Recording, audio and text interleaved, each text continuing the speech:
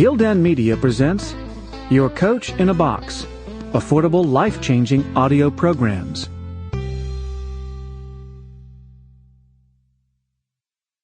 The Lawyer Bubble, A Profession in Crisis, written by Stephen J. Harper, read by Walter Dixon. Introduction. When I applied to law school in 1975, the nation was recovering from a severe and prolonged recession. Even so, I always assumed that I'd be able to make a comfortable living with a legal degree, although I didn't think that practicing law would make me rich. 3.5 years later, I became a new associate at one of the nation's largest law firms, Kirkland & Ellis. It had about 150 attorneys in 2 offices, Chicago and Washington, D.C.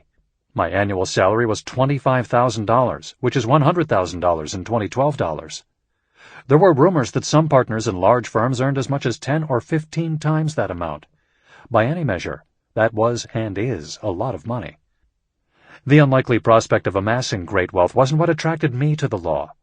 Rather, I saw it as a prestigious profession whose practitioners enjoyed personally satisfying careers in which they provided others with counsel, advice, judgment, and a unique set of skills.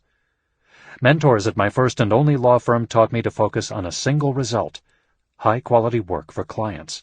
If I accomplished that goal, everything else would take care of itself.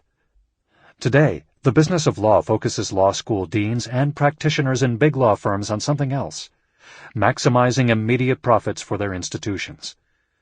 That has muddied the profession's mission, and, even worse, set it on a course to become yet another object lesson in the perils of short-term thinking. Like the dot-com, real estate, and financial bubbles that preceded it, the lawyer bubble won't end well, either. But now is the time to consider its causes, stop its growth, and take the steps that might soften the impact when it bursts.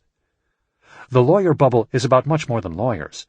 It's about a mentality that has accompanied the corporatization of America's most important institutions, including the legal profession, a dramatic transformation that is still unfolding.